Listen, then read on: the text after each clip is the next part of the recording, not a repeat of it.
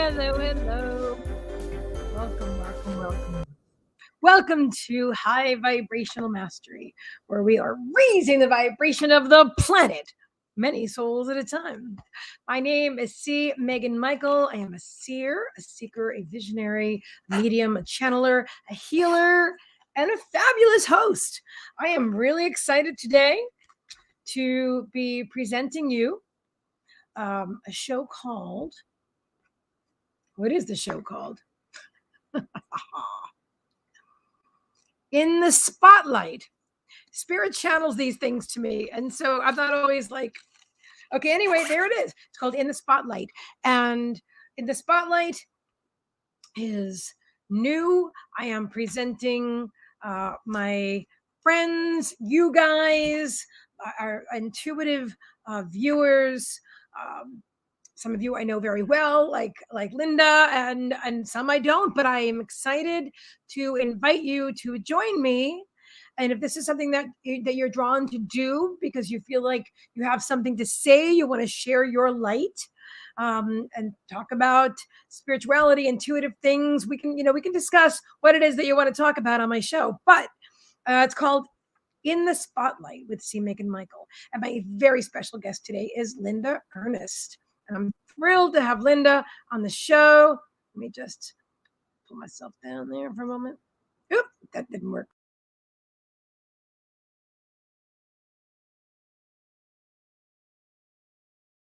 You can hear me? Yes, you can. So I'm super excited. Linda is going to be here today. And let me get my, oh, that's pretty too, but I want to go back to the black one that I had. There it is. Confetti. So let me go ahead and share this out because nobody knows I'm going to be here. So I'm going to have to do this myself. And I will. Maybe Kimmy's around. Hopefully somebody will share. That would be fabulous. Give me just a few moments, guys. I'm going to put on some music for you to enjoy while I share it out. Let me see who's here. Hi, Bonnie. Only able to watch for a short bit. Getting set up for D&D. Awesome. Enjoy. Hello, Aiden Reads Tarot. I was just looking at your channel. It's looking very beautiful. Yes, it is. I like how you have it set up. You're spot on, my friend. You've really got it going on. Bonnie will share. Thank you. I'll be so grateful to everyone who shares. Trixie's here with us already. Linda is joining us at 7 p.m. Yeah, it looks amazing, really.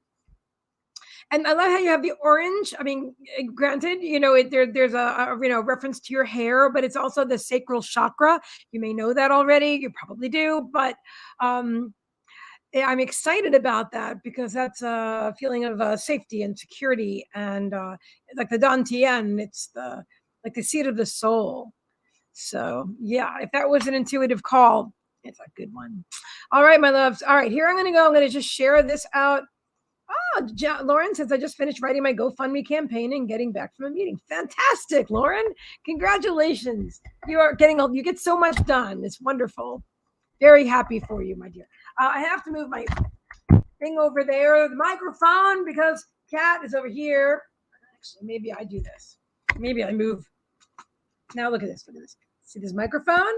There's keyboard, Kat, microphone. Got to do what you got to do. All right. If anybody wants a reading, let me know. I'm going to, the PayPal link is already in the comments. I will pin it. Trixie, you must stop. She's really awesome. Ah! Sorry to shout. But, all right. Give me one moment. I thought I was going to put music on. She's going to lay right on my keyboard. I'm going to put my keyboard right on top of her. There we go. How's that? See? Cat, keyboard. Cat, I'm not hurting her, by the way. You can clearly see that. Oh, is that okay, Trixie? Can I just type on? No, I can't type on your head? Well, then why do you lay right there when I need to use the desk? Mm-hmm. Mother-daughter conversation. Look at it, she's so pretty. What? You want me to scratch your head? You want me to? You do. Look at that. I am cleaning my office. I started cleaning off the desk. And I mean, literally, I felt kind of bad about it, but all my crystals, I shoved them in boxes. I'm just going to tear this room apart in a good way. And because it needs it, for goodness sake. So much energy. And then, so I don't know. Yeah. So good. I'm doing that. Okay. So here we go. Let me get started here. I could have already showed it out to 20 groups already if I just did what I said I was going to do. So here I am. Trixie, I swear I'm going to move you on the ground. Okay, here we go. I love you. And you get down now. I love you very much. Yes, I do. Yes, I love you. Come here. Mommy's going to gently put you on the ground. I love you. Yes, I love you, but you got to get down. Because I'm not getting anything done with you sitting on my desk when I can't access. I can't access. I don't know what state I'm from just now. I can't access my keyboard. Can't access it. Okay. Yeah. Share. Share and share like, baby. You can come back in a little bit, Trixie Boo. I love you, sweetness. Just give Mommy a few minutes to get her stuff done here. Please. If I didn't put any music, so you can just sing. Who wants to sing? Just do that. Sing for the day, sing for the moment, sing for the time of your life. All right.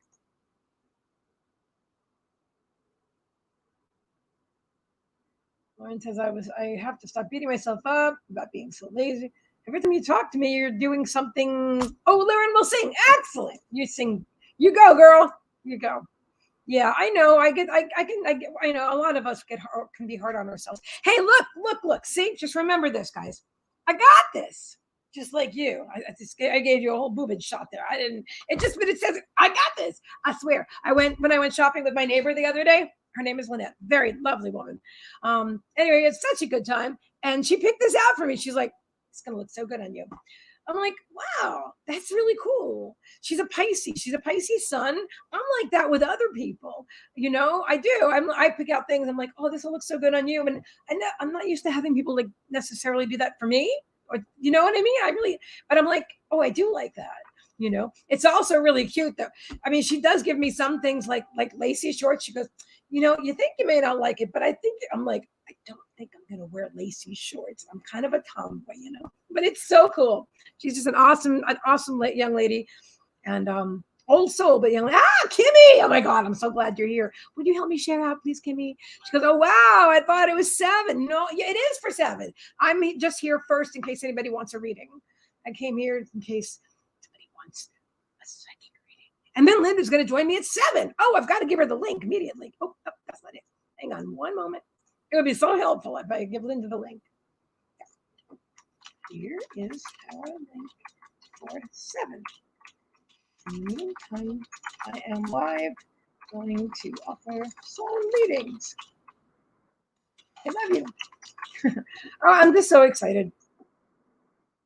Linda's so lovely. I had some stuff going on today, and I wasn't sure I was going to be able to do this tonight. I said, you know, this, and she called me. She called me. She's one of the few people that has my phone number. And she goes, I don't like to text. So she called me. And I'm like, you know what? I'm glad you called me. And we talked for a while. And so I felt better. And then I waited. I said, I'm not sure yet. But then I took a shower and spent some time alone because I have to. How many of you are like that where you just have to spend time alone? No matter how much you love your friends and how uplifting they are, you just have to have that silence or that downtime just to be with yourself and spirit, or even just with yourself. And then in that, you know, for me, that's huge. That's huge. Not everybody's like that. My moon is in Pisces. For me, that's a big thing. I have to have my alone time. I don't want to be alone all the time. I learned that. That's something that I'm growing into. Thank you so much, Kimmy. Oh, Aiden says, love how it almost matches your glasses. Yeah, I know. It's a very bright pink. But you know what? It's cheerful. It's cheerful. And I need to spend like 60% of the time by myself. I totally understand. But you happen to be pretty active with other people too, which is great. But I totally understand, because otherwise you get fried. Right? I mean, I'm not speaking for you, but for me, I get like all like, I have to have my me time. And then I also have to do, and all of us have to have our, sometimes me time is not enough. We have to do things for ourselves. Like I realized today, when's the last time I went on vacation? Now, granted, I have the perfect family. I have my beautiful, precious dinner. I know I haven't cleaned the room yet, but I mean, I started to on the table over there. But look at that boy. Look at that boy. Oh my God. I've got the perfect family. I'm so blessed. I realized something, guys, and thank you everybody for sharing because I'm so not doing it myself, obviously. But because I have things to say. But it's really, oh, Meagan, I didn't even know you were down there. Oh, my soul dog, Meagan, my other soul dog. Oh my God, we did like an hour and a half, maybe 2 hour trance healing this morning. You want to sit on the chair with mommy? Oh, it was amazing. It was amazing. You want to come up, Boo? Do you want to sit up here? Come on. No? Come on, say hi to everybody. You're so beautiful. No? Okay. The answer was, I don't think so, mommy. Okay, here we go. So I realized, and this is going to resonate with some of you, come vacation in Texas. That would be a cool idea. I don't know. I haven't seen my cousin who lives in Austin. I think he lives in Austin. I literally haven't seen him since he was a young man, and now he's like married. He's got children that are probably close to your age, Aiden, or what child? A daughter. I think she's like 16 or 17, a little bit younger than you. But he's a doctor. He's amazing. But I haven't seen. My family, my birth family, we're never close. So, but he's a really great. He's on my Facebook page. I have, but he's just an amazing human being. He is one of the family members that I always admired him and really liked him. His father was pretty awesome too, also a neuropsychologist. I realize I sound like my mother saying, and he was a doctor. I didn't mean to do that, but anyway, good guy, good people. But anyway, maybe I will. I would love to come visit you. I'd love for you to come visit me too. I thought about it. I'm like, I'm so private. I'm just so private that I just can't invite people to stay at my house. It's not a house, it's an apartment, but I just, not yet. Maybe one day when I have more space and I have things set up differently, but I have my office and my bedroom, and the rest of the space, like, my furry kids. And so, but I thought about it. But anyway, if you're ever in town, dude, we will have a great time. We definitely will. And I got my hair. Okay, so I wanted to share with you about friends.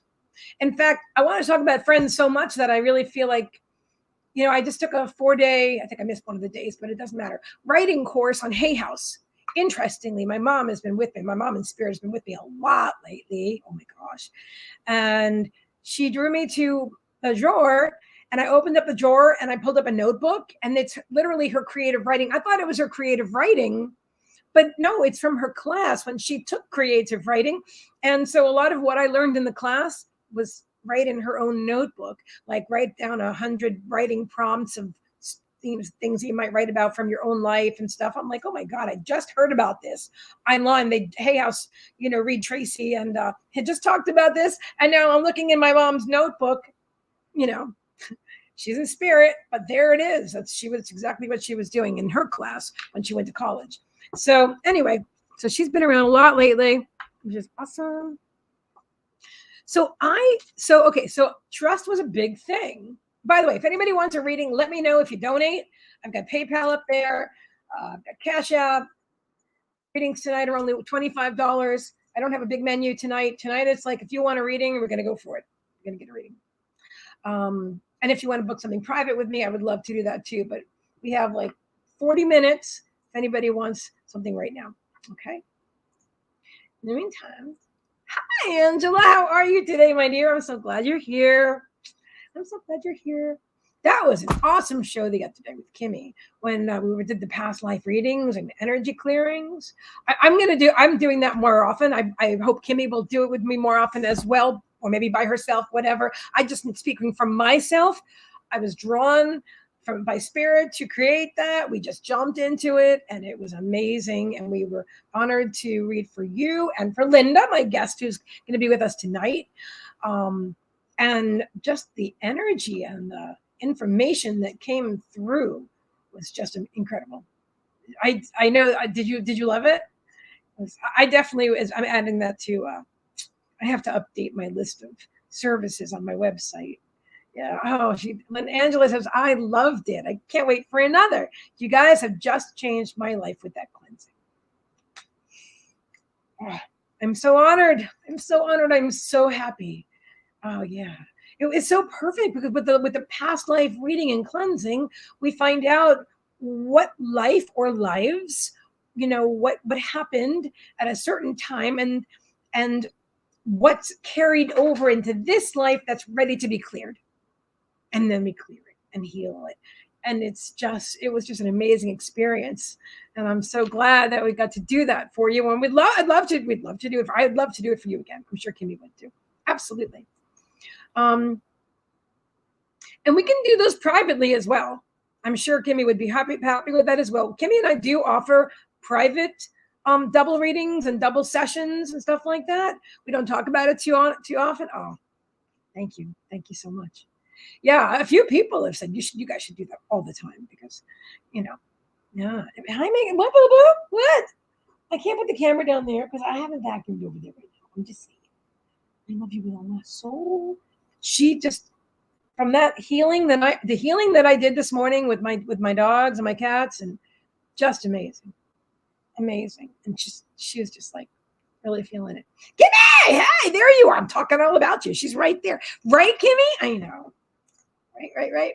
Perfect. I would love a private sometime. Awesome. Kimmy, I know I'm speaking for you, but I know we've spoken about it before. And so we will make ourselves available and you can inbox either one of us or both, whatever. And we'll set up a time and a date and talk about the price and all that too. So that would be awesome. Super awesome.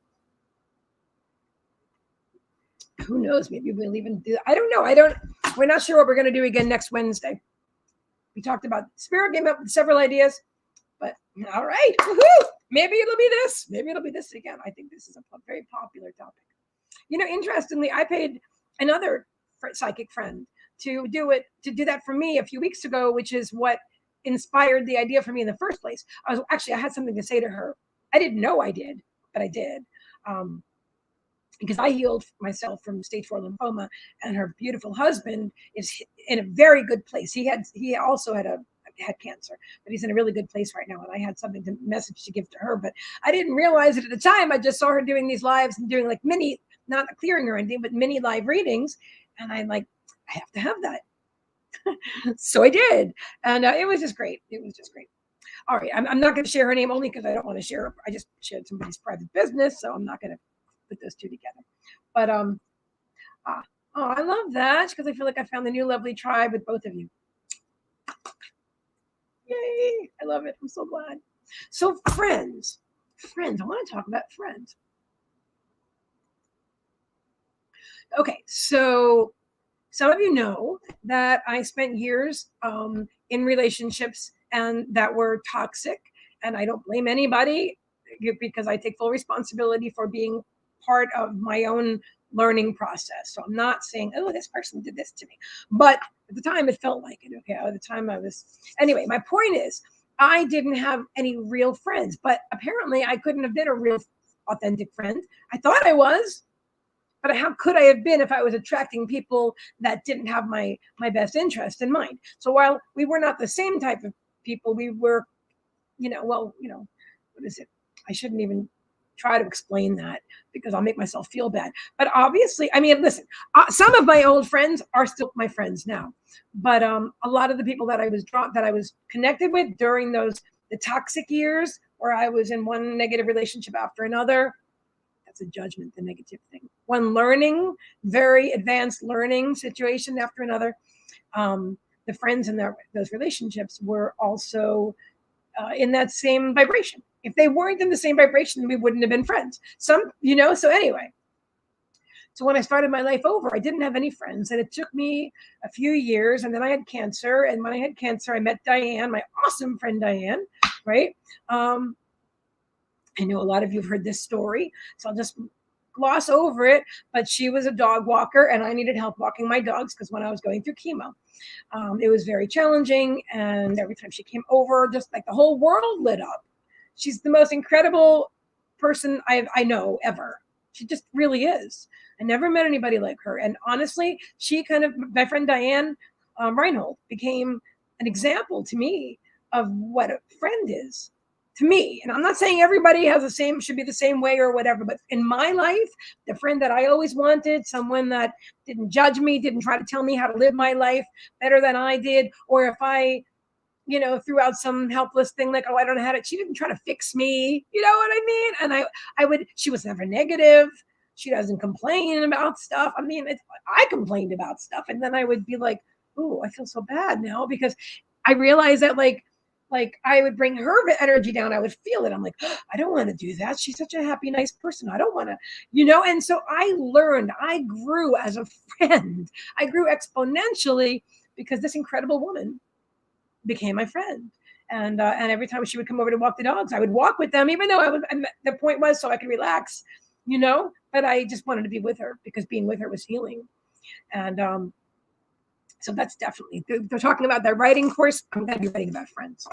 And then I met my other friends like Kimmy, and I'm meeting more friends like Linda and Aiden. So many of you guys. I mean, I just love you guys. I don't know you all in person.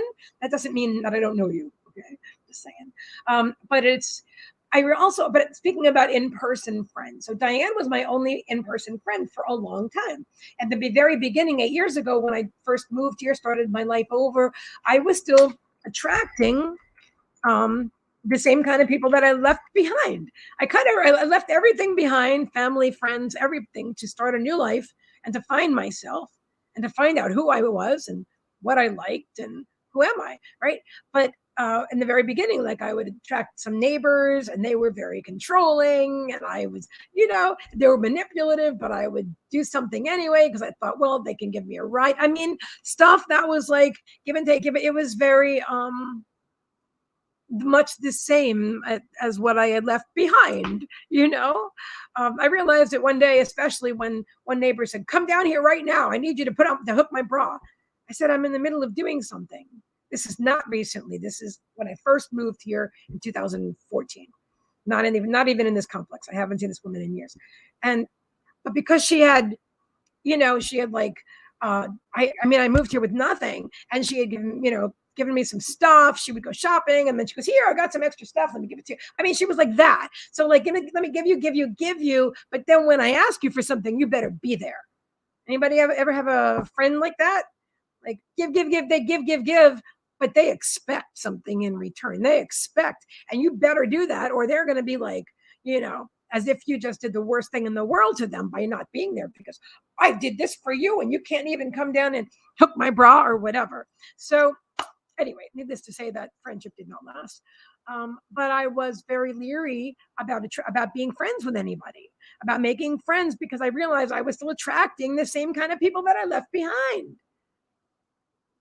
Angela says you're talking to my soul. I'm so glad. I'm so sorry, but at the same time, I'm sorry you experienced it, but I'm so glad because I'm so drawn to talk about this. I was drawn to write about it. I'm drawn to share about it. This is really important. Lauren says my father was like this. See, my mother was like this. So a lot of times, Lauren, we wind up with one or both parents from our childhood or caregivers that created us. Sometimes they created us, other times they, they raised us, and we learn to people please. A lot of us as empaths learn to people please. Excuse me, I got my tea in here. The new really stays hot. It's kind of crazy. It's hibiscus and something raspberry. It's very nice. Anyway, so I remember with Diane, when we first, we started hanging out, right? We're walking the dogs. I would say something and internally I would cringe because I was waiting for the judgment. I'm like, oh, she's going to judge me. I told her something about myself. Now she's going to judge it. Or she's going to say, you shouldn't do that. Or what did you do that for? It never happened to this day. And this is like, what, 6 years later? I forgot how many years we've been friends. Maybe 5 years. We've been friends. We're very good friends. And she's never once, ever done that. Never once. So eventually I stopped cringing inside. I just kind of started to talk to her and feel comfortable talking to her. And it took me years to like open up about I could talk to her about anything. I don't always talk to her about everything because we are so in the moment. We're so in the moment when we hang out. We're like, remember when you were a child? Not everybody had the same experience. When I was a child and my friends and I hung out, we were present in the moment. We were playing like I Dream of Jeannie or one of the, or some creative game or whatever. We were on the gym set or in my log cabin. I had a cool cabin. I had some nice toys when I was a kid for a while. Anyway, but we were just right there. We weren't talking about the past. How far back could we have gone anyway if we're like 7 or something? But we weren't projecting into the future. Not so much. We were right there in that moment. And that's how I am with Diane. And that's how I have learned to be with friends. First of all, I don't want to talk about other people. I mean, I might say something nice about somebody or whatever, but even still, I don't want to sit there and spend my time with one friend talking about how nice the other friend is. I'm here with you. If I'm here with you, I'm here with you. I'm present with you. I'm not looking at my cell phone. That's another thing. Diane never looks, I shouldn't say never. She's got a big, beautiful family, and now she's a grandmother, or she's about to be a grandmother twice over. She and her beautiful husband, Bill, grandparents. So she's got a very close family. And so, but still, you think with all that, like she'd be on the phone a lot. Nope. She may be when she's not with me, but when we're together, we are very present with each other. And for me, that's easy because I'm not a big cell phone person. I'm here with you guys on my desktop. And when I'm at home like this, I'm very focused with you. And that's how, I feel like I've grown and I understand friends more than what a real friendship is.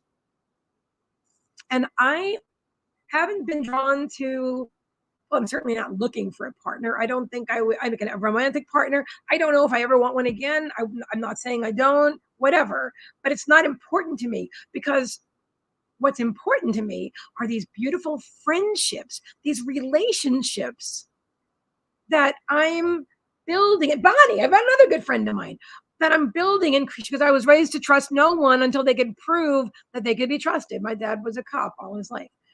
I understand. And you're a Scorpio, and my rising sign is Scorpio too, which is not the most trusting sign to begin with. I get it. So a lot of us who are empaths. It takes either we trust too much or we don't trust at all. And so I went for years without allowing another person to come into my life. And very recently, my neighbor, who we've been neighbors for 5.5 years, by the way, we were just neighbors. But now we've been spending some time together and really enjoying each other's company. She's a lovely person, and I don't know her fiance well, but he's a lovely man, nice handsome man, and I say hello, how are you? And but she and I hang out, and again, when I'm not realizing it's the same thing, and I also realize that I'm bringing forth what I know, not consciously, like I'm thinking, oh, I'm present in the moment right now. I just know that I am, and sometimes I will ask myself. No, I don't, it's not like what would Diane do, like WWDD. It isn't that, but maybe sometimes it kind of is. But I've learned to be a whole different person. Like when I'm with you, I'm with you. And you're with me. And we're talking, you know what I mean? And we're not complaining about other people. And we're not, sometimes shit happens in life and we talk about it. But it isn't like one of us has a problem for every solution. You know what I mean? Like some people do. Like I used to be that person too. Anybody who's been in a toxic relationship for years and years has been that person, has had a problem for every solution. Because if you had friends and you're like, oh, so-and-so did this to me and that to me, and they were so horrible, oh my God, and they hit me and they did this and they tried to stab me and whatever. And then, well, why don't you leave? Well, I can't leave because until you finally do. So in other words, people have sometimes in those situations, you've got a problem for every solution. So people get exhausted. People that are healthy aren't looking for those kind of friendships. So when I was an unhealthy person, I wasn't attracting healthy friendships. you know, and I was probably talking a lot about myself and my own stuff at the time because that's what I was focused on. Anyway, so these are all really, really. Hi, Megan. What's up? You're my bestie. Are you kidding? You're my boo. She's pulling me on my arms about me. Oh, one of my greatest teachers. Do you want to sit in the chair with me? Come on, Megan. Come here, boo. Come here. Come here. Come on. Come on, please. Megan is one of the absolute best teachers. Of course, I knew Megan before I even met Diane. And she has taught me so much. That's why I was honored that she said I could share her name with her. And I know I've told you guys that before. I'm not going to go into the whole story. But Megan is my greatest teacher. One of my absolute greatest teachers. Especially about how to be a friend and how to have great boundaries. What, am I sitting on your tail, honey? I hope not. So I want you to know something. You have friends. But you have to, I don't want to sit on your tail, sweetie. Okay. I move her tail when her foot goes under my tush.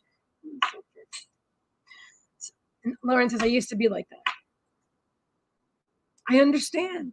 And at the time, we don't realize it. At the time, you don't realize it, that you're being a toxic friend. You think the partner is toxic and you're just, the victim there.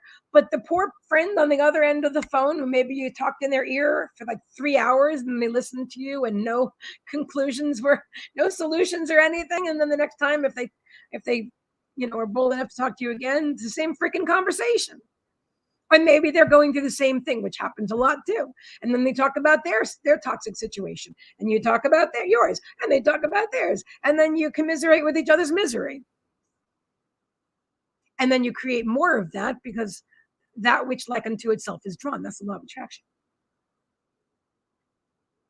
So when you have a friendship where you're spending time with someone and you're just, now this is really key, guys. When you just accept yourself, you have to accept yourself first and accept them for who they are, however they are. And you don't meet them and then want to change them because that's so tempting, as if we are so perfect, right? I guess I'm being a smart ass, but like, how do I know? I don't live in your shoes. I haven't walked in your life.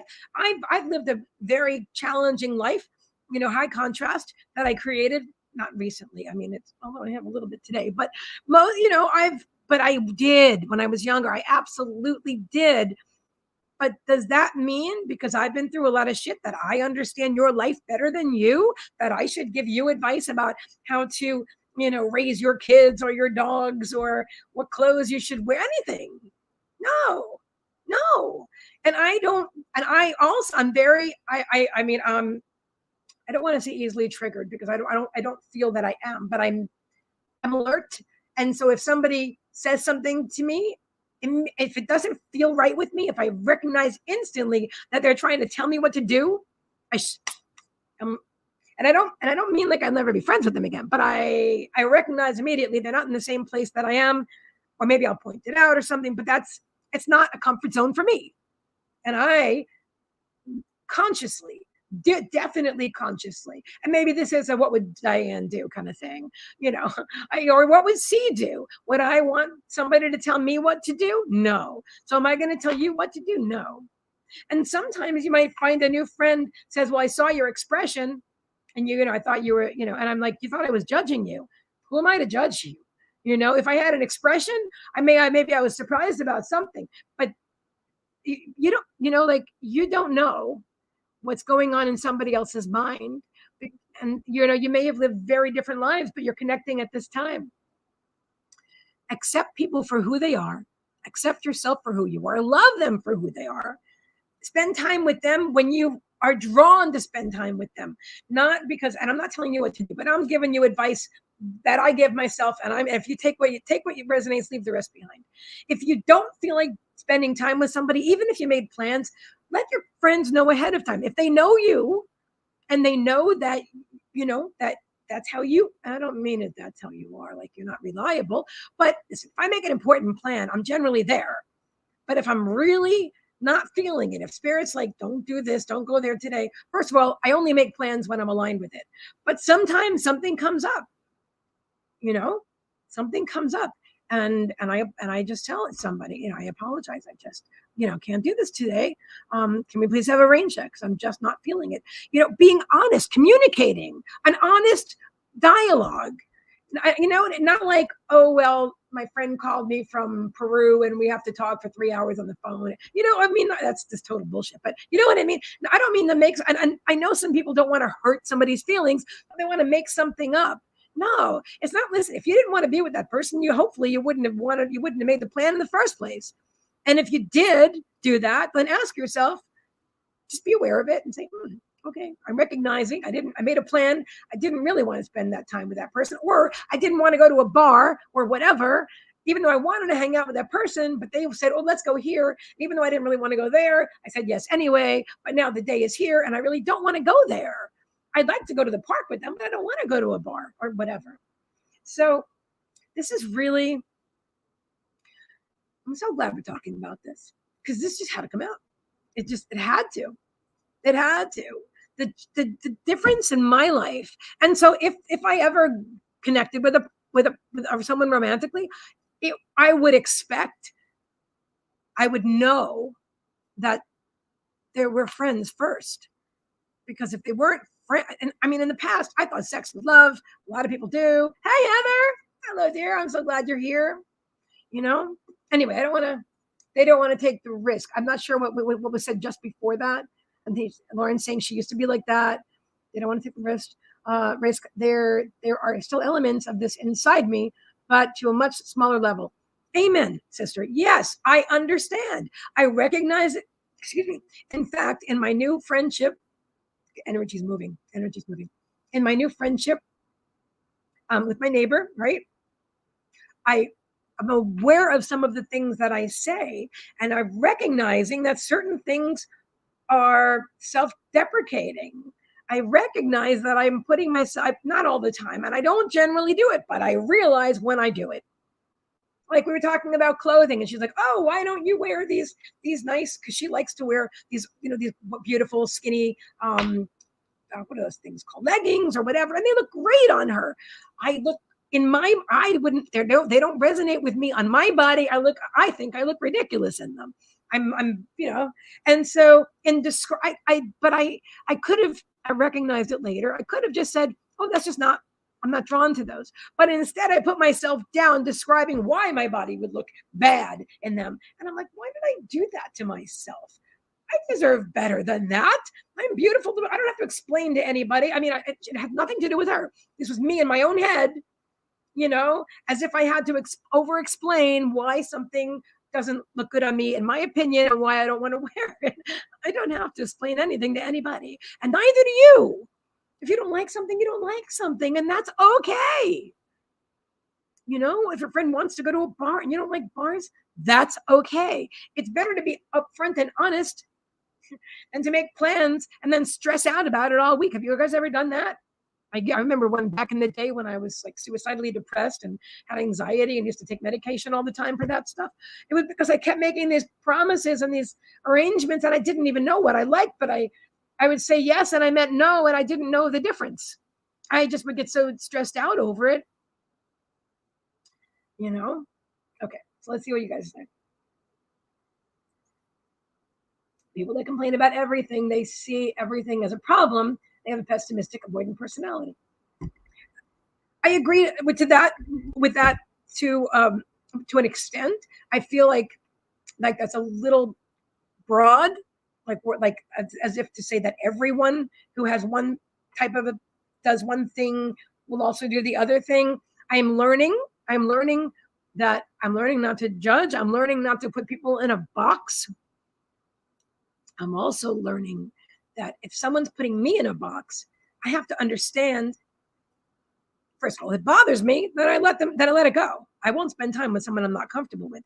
But I'm so comfortable now in my own skin, for the most part, that I don't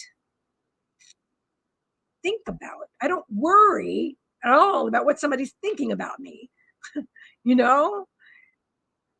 don't. And And so somebody might be pessimistic, you know, somebody might be avoidant.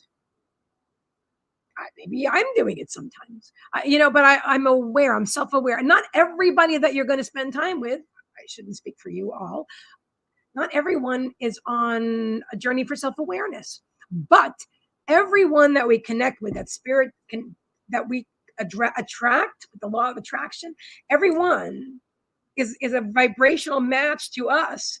And there's a lesson as a teacher and a student on both sides of the relationship. Also, let me share one more thing. Cats love boxes. That I will say most of them do. I think my two cats both love boxes. Yes. Angela says, I think we are often drawn to what is comfortable for us versus what may shift us into a new and better timeline. Absolutely. That's why a lot of times when we've grown up with domineering, often labeled narcissistic mothers or personalities with parents or something, and then we find other people. Hi, Michelle. I'm so glad you're here. Welcome. I love you guys. So we, where was I right there? Let me just read what Angela had said again. Check my read above. Oh, Linda, you're here. Oh, it's almost 7. Oh, I'm so glad you're going to be with me right now. What did you say? I didn't see you said anything. Oh, Linda. She was watching. Hello, see? No link showed up for me on Messenger. Oh my God, I'm so sorry. I didn't even send it to you. I copied, but I didn't paste it. How could I do that? Oh, that's PayPal. I don't know why I'm sorry. Let me get that for you right now. My goodness. I'm sorry. I'm excited that you're here. And in truth, I could just not apologize not because I'm not sorry about that, but because apologizing is a lower vibrational. And I would prefer to say, thank you for your patience. So, yeah. So, oh, I love it. Michelle says, sending you love, always learning. Yeah, always. So I must say that I'm like really excited to have a new in-person friend. And I'm not thinking about, are we always going to be friends, or what's going to happen tomorrow? And I'm not going to share conversations about what she and I have spoken about or whatever, but it's fun. We have fun together. We have fun. And there's reasons why people can be neighbors and not. She's also only 38 years old. She's a lot younger than I am. But she's such an old soul. And I'm so ageless. I mean, I'm friends with Aiden too, and he's 19. And I've got friends in there of 70s and 80. It doesn't matter age. Hello, Linda. Welcome. I'll bring you on in just 1 second, my dear. So I just feel like, and maybe we'll just talk about this or whatever you want to talk about because you're on my guest. But I'm just so excited that I'm in a place in my life where I feel. Spirit told me once in 2003, where I feel I can be a friend, where I feel I am a good friend. Am I growing? Am I learning more every day? 100%. Am I perfect? Clearly not. Am I everybody's cup of tea? No. Not everybody's going to be everybody's cup of tea ever. But for me, what I'm learning about what I love in a friend is what I want to be in a friend. Maybe it's the other way around. Maybe I'm learning about no, it's both ways. Because again, my friend Diane, and she's amazing. She's just amazing. And I just get teary-eyed when I think about her, how much that my own life has changed. And interestingly, she never had a lot of close girlfriends. She's got a very close family, very close, large family, and they're all really tight-knit. But interestingly, I seem to attract other people that also never, not necessarily, no, that's not always true because some of my friends have other friends. Anyway, both Diane and I, Diane anyway. So I'm just excited. I'm excited about all my friends. And I love you guys. I think you're all amazing. And I'm so excited to share one more thing before I bring you on, Linda. And Nancy says, everyone you attract is a reflection of you. Yes, exactly. And Angela says, I think it's great to know people that help us to be the best we can be. Exactly. When people inspire us to be our best selves, And when we inspire others, now that's not for us to think about or focus on, because we're not there to fix anybody. That's another thing. That's another. I have to. Okay, I'm going to bring Linda on because we're going to be talking about. When she comes back, that's another thing. Like maybe you've. I remember this. Okay, I'm going to share something with you guys. I remember years ago. I was in my mid 30s. I was 35, and I've mentioned this before as well, where I lost a lot. I lost 70 pounds. I was a depressed couch potato. I was very, very unhealthy. I ate unhealthily, and I just sat on the couch, and I was depressed every day and took pills, and from the psychiatrist or whatever. So that's where I was. But then a light went off and I changed. And so over the course of a year, I became a super healthy, fit bodybuilder. And I wanted to help everybody who was like morbidly obese. I wanted to help everybody to get skinny, not skinny, but to get thinner, to get healthier. I wanted to help. And there was a woman I worked with who I was friendly with at the time. I was friends. Again, I wasn't who I am now and whatever, but we were friends at that time. And she was a beautiful woman, but very, very large. And I was worried about her. And I thought, I know how to do this because I've been there. So let me help her. And for friggin' Christmas one year, I invested in 4 personal training sessions for her. Now, I thought at the time, God, I would never do that now. But at the time, I thought, this is, that's a lot of money. And I think it would really help her. Maybe I can get her started or whatever. She never said she wanted anything like that. That was me projecting my own insecurity and shit about weight and me wanting to change her. Why am I wanting to change her? Either I accept her as she is, or I shouldn't be there. And so we hardly talked after that. I mean, and at the time I was like, gosh, she never even used those sessions. That was like such a waste. I didn't get it. For years, I didn't get it, guys. For years, I didn't get what I had really done. I completely invalidated the woman by buying her a gift. Nothing that she would have wanted or that she was interested in or that she ever expressed an interest in. And that haunted me for years, by the way. But it was a lesson. It was a lesson. Oh, she threw me under the bus with the manager. We worked together. So she got even. I don't know if she meant to, but she totally threw me under the bus. But I deserved it. I guess that was the vibrational match there. All right. I love you guys. You are all amazing. Michelle, sending you love. Always learning. Yes, yes, yes. Linda, are you ready to join me now? You can just nod. I can't hear you at all. Okay, there we are. Welcome, Linda. Hi, everybody. Hi. I'm so glad to be here with you. Thank you for sharing your platform with me, C. I'm so honored and grateful. And I bow to all of your divine lights tonight. It's so fantastic to be sharing this with C tonight. I'm so honored and grateful. Thank you so much for being here. That's me. And it's not, I was watching you on my phone when I was doing some other things, so I brought it with me. So I apologize. No problem. That's, of course, Linda. Spirit loves to send you those little contrasting things when you're doing something else, right?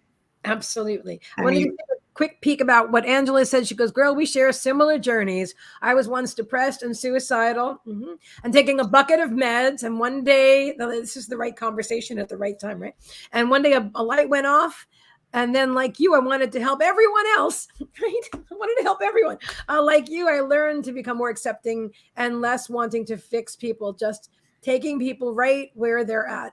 Yes. Amen. Thank you so much for sharing that, Linda. Do you want to share anything about that, Linda? It's Angela, and now you're Linda. Okay. Sorry. Angela, it's true for a lot of us. I've been there with you on a similar journey. I think you have to go through the storms in order to see the rainbows. I truly believe in that. And I think the storms are where you learn the most about yourself. Truly, it is. I have come with the label of bipolar for many years, and I have had, I've been in some institutions through the years, and I'm working on right now. My friends know, like C and Kimmy and stuff, but I've been off my medications now. It'll be on the 15th of July. It'll be 2 months. So, and I'm every step of the way are my spirit guides and my angels that I have that comfort me and help guide me through it, because I have mantras every day of gratitude and thankfulness, and I honor their lights because I'm not in this alone. Nobody is in this spiritual human experience world without spirit guides, guardian angels, archangels, ascended masters. There's just a slew of things that happen behind the scenes. We're like on a stage. This world, this material realm, is just a beautiful stage of light that has been given to us as a gift. And all of us here are guardians of it. We are keepers of this material realm. We are guardianship to everything we see, touch, and know in this world. We don't own it. We do not own it. It's transferable. Like, your house, how many times have you moved? How many places have you been in your life? Think about it. From your parents' home to out on your own, maybe when you were a teenager, to apartment living, to you are guardians over those buildings and those things that you are in, but they are alive. They are living things that surround you. When I was younger, I could walk into people's homes and I felt I could tell you a little story about their past lives, because people have frequency cords. C knows this, Kimmy knows this. They work with past lives. They did 2 beautiful readings for me the other day. And if you're interested, please contact them for that, because it was just magnificent. I cannot tell you. And the healing, I'm still working on that. I can feel that energy, and I'm still working on the healing. It does take a while for you, because what happens is it's a void. It's been cut, the cords. So now it's like I have this empty feeling a little bit within my being because something has been taken away, and now you have to find something to fill it. And I think that's with grief and everything. I think truly that you have cords that bind you to your pets, to your human loved ones that you reach out to. And when you leave and transition to your next, I call it duty station, because that's what I feel it is.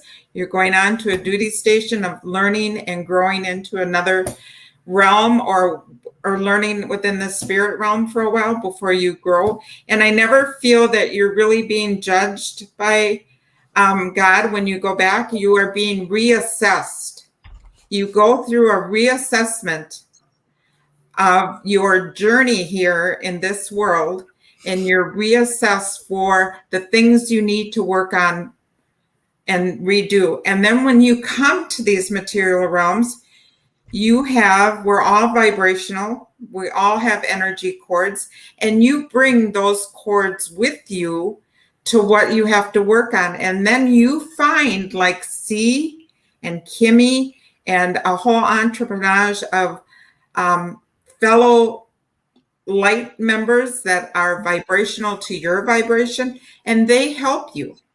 They work with you, and they help you to heal you, to work with you, and to grow. And that's truly what we're all about. It's helping one another in loving grace. I am very... I want to share very quickly. So Angela is saying, Linda, I have this feeling, this kind of feeling too. I keep seeing a blank notebook, and I'm not sure how to even start writing on that page.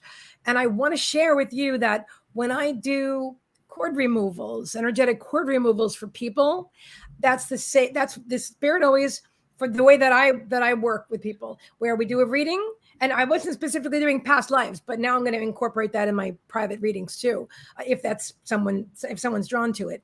But where I would do the reading, and then Spirit would say what needs to be cleared. Then I would invite them to do the energetic cord removal, and then we would do that, and then I would invite them for life coaching, because exactly what you're both saying. All of a sudden, it's like there's like nothing there. You're like a blank notebook, right? A clean slate. And the mind sometimes wants to reach back for something, and sometimes it'll find something. A lot of times you won't know what it was, and so that's a good thing, because some cords are gone. But sometimes if it's something like from this life, or something where the human mind, the brain is already wired that way, so you may wind up going in that direction, because that's all the human mind knows. So it really is a divine time. If anybody's drawn, after you get something like a process like this done, to go for coaching, if that's something that you're drawn to do, to help you to learn who you are, not who the coach is, but to help you to identify, who is Linda? Who is Angela? What do I like? What am I all about? Who do I want to be? And then you we're there to guide you. I speak for myself anyway. I'm here to help guide you with my guides to step into your authenticity, to help you to find you in this now reality. And yeah, it's like Spirit showing it to me, like holding your hand, like you're walking down the path, like there's these beautiful stone paths and you're walking down, but like, okay, they're showing me like myself, for example, and my guides, and then on the other side there's your team and your guides, and so we're all around you, helping you down, the first leg of this path, in your new life, now that you've cleared all that stuff away. So I just wanted, if anybody is interested, I just wanted to share that, because it's really important. I feel it's an important part of the process. And now that you're both bringing it up specifically, I'm realizing that it's a real thing. It isn't just Spirit told me and I wondered if it was. No, it's a genuine thing. So I don't know. I hope I explained that well. Thank you. Yeah, I really feel that, I think in time, as you go through this healing process of this, I think sometimes you just have to shift. I believe that sometimes when you get stuck in something, you have to shift your perspective on it, look at it in a different way, just maybe don't think on it so hard. And then I do a lot of journaling. I've been journaling for a long time, and I've written a lot of things in my journals. And I think journaling is a way to express. I feel like when somebody is grieving over a loss of something, not all of us, we're all intuitive, but not all of us are on a higher vibrational scale of intuitive, because like C said, we have hearing, we have seeing, we have tasting, smelling, but not everybody. Some people can just use their smell and maybe their hearing. I'm very, very, I told C and Kimmy this, I'm very clairsentient. I'm a lot like Kimmy, where I have to chew on it. I have to go through it a lot, and then, kind of live with it for a while, and then I accept it into my being. It's just something that I have to do, and I have to learn it. I have to go look for things. I have to go searching. It doesn't come, Spirit's with me, and I know they're with me, and I get the whispers and stuff, but it doesn't come like a slam dunk. And so I have to do a lot of clairsentience work by going searching for things. That's just the way it works for me right now. It might change down the road, because I want to talk to you about change, because change is an ongoing thing in all of our lives. And I'd like to talk to, I told C tonight, one thing I was going to share with you is color.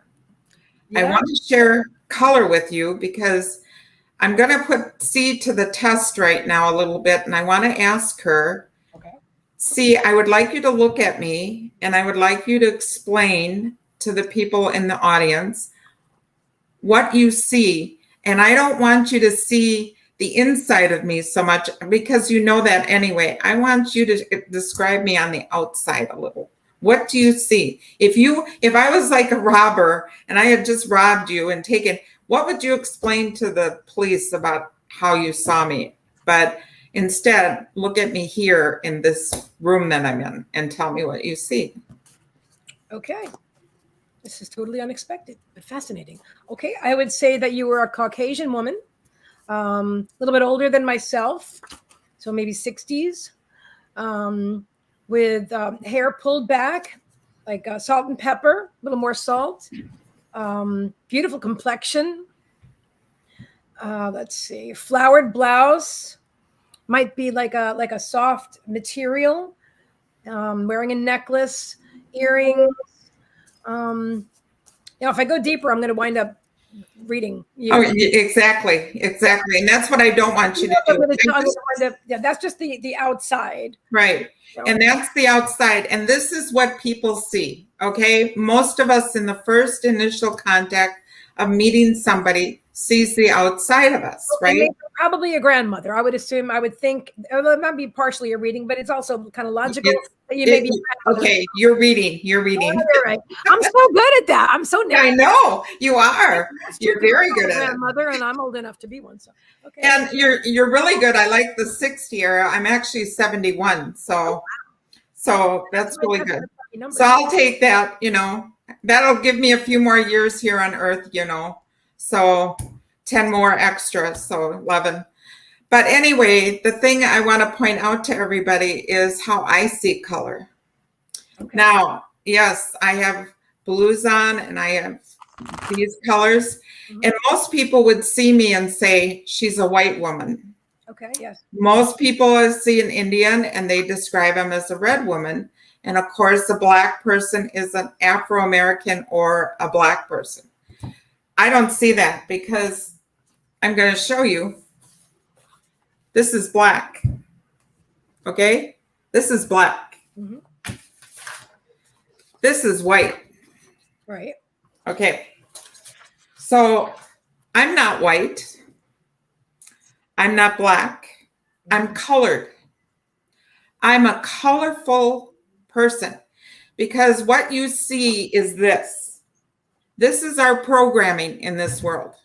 We're programmed to see black and white. On your applications, you fill in for a job. Are you white, Hispanic? I don't say Caucasian usually, but because I do a lot of applications. But yes. Okay. Well, some do. Maybe in Florida because of where you're living, but here it's white, Hispanic. Oh, really? Black. Yes. Oh, okay. So, and maybe I haven't applied for a job in a while, and maybe it has changed. I don't know that. So, but I see color. Now, look at where I'm sitting. Look around me. Look around all of me. I am in color. I have a light green room I'm behind. I have cars around me with all kinds of pictures. I see those. Mm-hmm. Yeah. I have curtains that are kind of a beige color on, and I have a little bit of light left. It's dimming here, but I have a little light left in the room. I have plants behind me of greenery. The thing is that we're constantly moving. And so because we're constantly moving, our colors are constantly changing. We change our clothes. We change our bodies. I mean, when I was young, I had baby soft skin. Didn't everybody? I assume most babies all have baby soft skin. I am 71 years old. Now I have barnacles. I don't know what to call them. They're like barnacles and brown spots and things that are on your body that I thought, where did these come from? And it's part of the aging process, but it's color. I have like brown spots of color.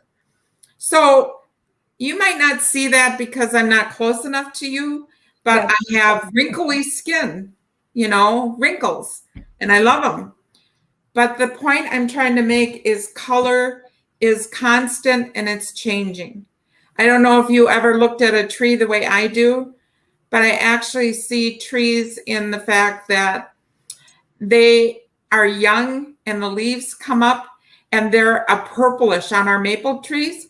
Before the leaf opens up, there's a bud, and the bud is soft and fuzzy.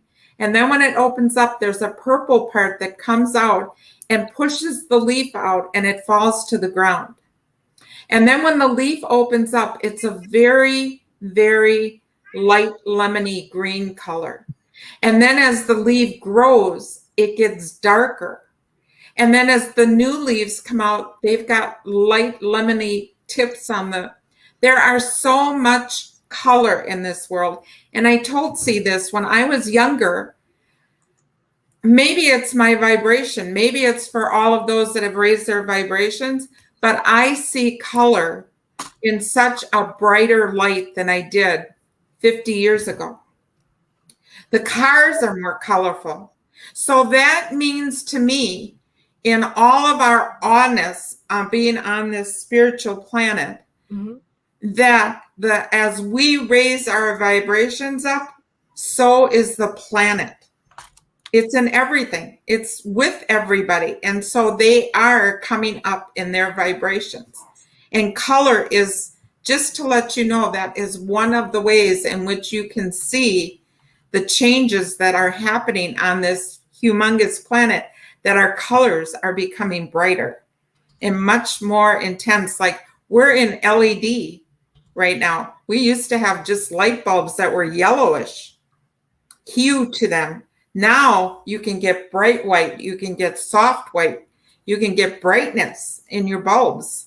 And Christmas lights are all different colors. So we have many, many colors. And C sees me on the outside. Do you see me on the inside?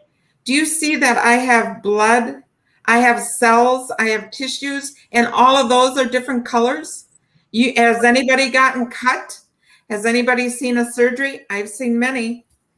And inside, we are all different colors of light inside. So this is the box that most people see with, in that box. And I really feel that the box has been, for me, removed. I don't know if it's removed for everybody, but a lot of people that see black, white, Hispanic, they're not seeing the whole person. They're not. They're not seeing them inside with color, outside with color, around them with color, below them with color, because where we walk, the earth has many colors on it too. So we are all colored beings. Anyway, I was telling C yesterday that I laid out in the sun, and I want to offer a job position to anybody out there that would like one, and that is to breed a mosquito and a lightning bug, because then we can finally see when the mosquitoes come to bite us. Seriously, I mean that. I want somebody to produce and breed the mosquito and the lightning bug so that we can see them, because I'm telling you, I have found them in my house and they are so tiny this year. And when I laid out in the grass, I never felt the bites until later I felt the itching. I mean, they're intense. So we need to find somebody that will breed the two so we can finally have lightning mosquitoes. Lightning mosquitoes. Anyway, I love the bioluminescence of the lightning bug. But another thing about color is I want to share with you, when I was working as a professional for cleaning houses for 10 years, I ran into a young girl in one of my businesses in Tucson, Arizona, and I cleaned for her dad and her mom. Yeah, did you see those floating around? Yeah. I didn't see it floating. I personally see a mist, which is the way Kimmy described it. I see it around your head. Yes. Yeah. So anyway, I had, what was I going to ask? I was going to say spirit. Okay. I talked about this young girl. Thank you, C. And I was cleaning for them for 2 years. Okay. When I got into their home, I could never go in the girl's bedroom. She always had clothes, and she would sleep till noon, at least noon. And so I avoided her room usually for cleaning, and she said I didn't have to go in there, so I didn't, and I cleaned. Well, every once in a while, she would come out while I was there, and we would have a discussion. And she was Gothic in her persona. She wore black nails, black hoodies, black. Her window shades were black. Everything, her curtains were black, and she would not get up until noon. Spirit told me that her mother had died. Oh. Okay. And so I asked in my quiet way, what is it you're trying to show me? And they were saying that she's absorbing the negative energy between her family that surrounded them upon her mother's death. And she was taking it in upon herself, and she was dealing with it within herself. So what was so fantastic to see is this went on for a long time, and we would have these discussions, and she was an artist, and she would draw a black crow, a black dragon. Everything was in black and pencil, constantly drawing in dark black figures. And just before I left, it was almost 2 years, I started seeing her open up the curtains, take down the curtains. I saw color just here and there in her pictures, mostly black, but she had some color. And we had these discussions. And then I said, you're going to be an artist someday. And she said, that's kind of funny, because she said, I want to go to art school. Nice. And I left her, and with blessings of light and love. And I don't know what happened to her. You know how people come into your lives for special reasons and meanings, and they flow out. They're in like a river, and they flow out. So I did not know what happened to her, if she did go to art school, but it was interesting to see that for 2 years almost, you were watching this young, beautiful girl bloom into that flower where you say she was dark in a dark place, and how she started budding out and opening up, and you could see her color and coming out of herself. And for whatever reason, she chose to take this on. That's all Spirit shared with me in the learning lesson that I learned from her. And I was just mesmerized by her and what she had to teach me, because she taught me. In her silence, she taught me. So I wanted to share that with you. And thank you for sharing. I have one thing I wanted to share with you. I've got a book here, and I was reading it. I just opened it up. It's Stop Fixing Yourself. Oh, okay. I don't know if anybody has this. It's Wake Up, All Is Well. Anthony D. Mello. Oh. And he's from India. Okay. Believe it or not.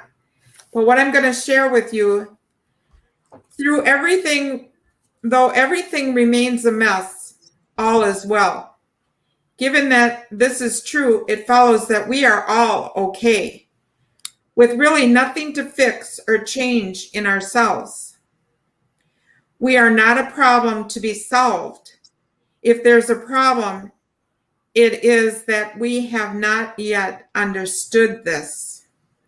As a result, we continue being anxious, insecure, fearful, resentment, unforgiving, and aggressive. In short, we suffer.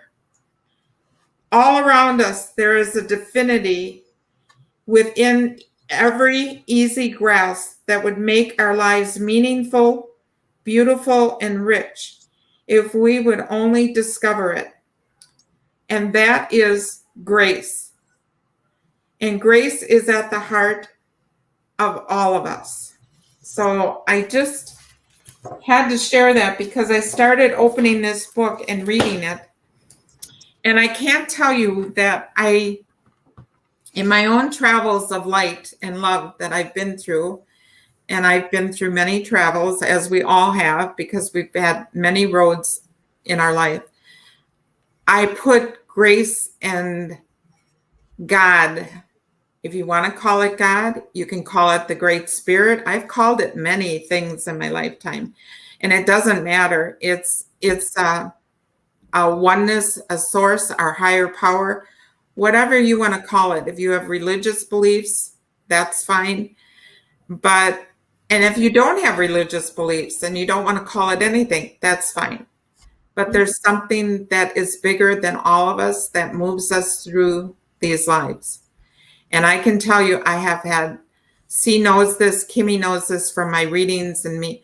I am a very old soul. I have traveled many, many lifetimes, many.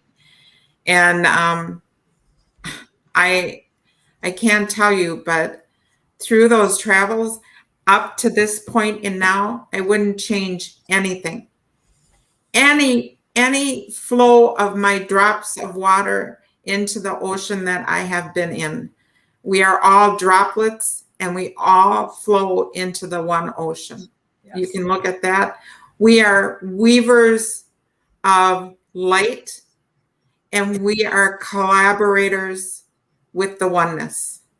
We are all collaborating together, and in groups, you can collaborate faster. You can collaborate even better than you do with the one. And I cannot tell you, but join groups. It's not my choice to tell you what group, where to go. It's not my choice. It's yours. But join groups because your vibration will raise up faster and higher. And not only that, but you're sharing a camaraderie with those that are believing and sharing in the same ways that you do. I have a husband. I love him dearly. We've been together for 51 years. I have 3 children. I have 7 grandchildren, and I love them all. I love them. But I wish she was grandma. Yeah. See? Yeah, I am. But they don't offer me the things that C's groups do, and Kimmy Siegel's group, and Kim McElwain. She's an animal communicator. I share groups. I share them. My group and my as well, Linda. Yes, and I have a group too, Linda's Loving Light. Yeah. But I share even on my personal page, my groups, because you never know that one little spark to somebody that's in a not doing well and not having a good day. You never know that little word of love or be kind or whatever might spark something in them and move them into a better place. You have to realize that by sharing is caring. That's all I can tell you. Sharing groups is caring, and you're passing along knowledge every day. We're all knowledge. We're sharing books. We're sharing words. We're sharing light and love, and we're all sharing every day. So to share is a way to help somebody, that might be in despair, and you might be the one that lifts them up with just one word in that day, or a smile on your face, or just a happy thought. And if you can't do that with them, at least send them within your own mind healing and loving light. Sometimes we can't figure people out. We're not meant to figure everybody out. I have a hard time figuring myself out at times. So sometimes it's hard to even figure others out. You're still working on you. You're still evolving. So if nothing else, just send them good, loving light to them, because, that way, at least, because everybody has angels, has spirit guides, and some are not even aware of them. And that's fine. That's okay. That's the way everybody has to grow. Everybody has to grow, and they have to do it at their pace. See, I have this little guy with me every day. He's Aww. Next to my computer, and he reminds me every day that we grow, and we grow at our pace, whatever that is. To me, it's maybe I should put him away and I'll grow faster. I don't know. Maybe I'm holding myself back. I don't know.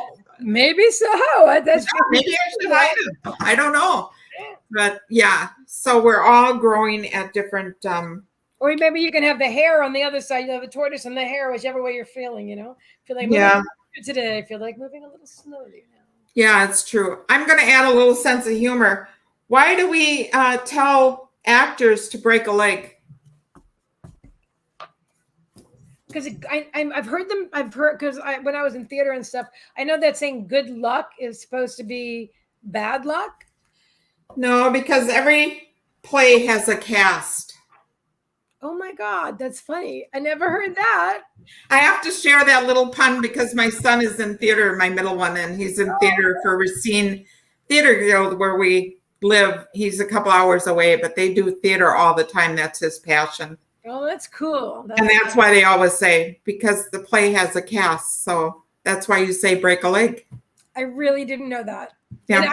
And even though like I said, I've been in casts, myself, but yeah. Yep, no, didn't hear that. I just love that. Kimmy says slow and steady wins the race. I know she always says that. Bless you, Kimmy. That's for me particularly, because when she says that, I think of my tortoise, my turtle. So yeah. And Angela says, Linda, how beautiful. My grandma has a huge collection of turtles. Oh, wonderful. That must mean something very spiritual to her, turtles. She should look up the spiritual meaning of turtles on Google. And that's another thing I do. When you see a flock of birds or you see a crow, now see can kind of sense this. Well, not always, because I know you've asked sometimes when you see a bird, when you go to the Florida Everglades and you go to different places, you've asked some people when you're on to ask what this meaning is spiritually, but everything here is spirit. Everything here is spirit, and it has a meaning and a purpose. Every number, C and I talked about numerology. It's so fascinating. There are websites. I don't know if C has some. I know numerology.com is where I went. Yeah. And it actually, your birth name has numerical meaning to it, and it'll give you your numbers. And I mean, what else is on there for numerology? There's a number for like your life. Let me pull it up. The life path. The life path. Yeah. I have that all done, and it was just beautiful on numerology. I'll drop the link in the comments. Thank you. Thank you for that, my dear. I appreciate that. I want to share one thing, and it may feel like my ego is kicking in, but I do want to say that, and first of all, Kimmy is an expert at animals, but I also often ask, because I know what I feel at the time, but a lot of times I'm drawn to ask to engage other people because I'm feeling that someone else has a message or is going to receive a message or is part of my message. And so it's for the greater good. It isn't just like, oh, I know everything. And so I'm just gonna, I don't know, maybe that was my ego, but I really felt drawn to say that because when I do ask, I'm always drawn to do it, And by the way, I also Google. I definitely Google. I could be walking my dogs and I literally saw 4 sandhill cranes, and I'm like, Google, what is the meaning of seeing 4 sandhill cranes flying? Yeah, I always do that too. When I'm out or something with my cell phone, I Google and I'll say, spirit, what's the spiritual meaning of a flock of birds or a sand crane or something I see too? Because they're talking to you in a different way. They're just spirits communicating you through your words. Words are everything. They are on this planet. I mean, not everybody uses them. I mean, Kim McElwain can use them by just speaking to animals. C does that too. She's very good. She can talk to squirrels and birds, and they say, I haven't practiced this because I have very barky dogs, but they say to not just quiet your mind, but put a picture in and send it to your animals. Correct, C? Yeah. Mm-hmm. Yeah. They say to send a picture, and the dogs will receive a picture, and it's better for them than your verbal communication. Also to connect with your heart center. It's also a form of telepathy, isn't it, really? It's exactly what it is. Yeah. Exactly. Telepathy. That's how animals communicate with each other. I feel like humans, personally, I feel like language that humans use is limiting. First of all, there's a lot of people all over the world that don't speak the same language. They speak different languages. So, but yet, if we communicate telepathically as spirit does, as the animals do, as the insects do, then then you can communicate.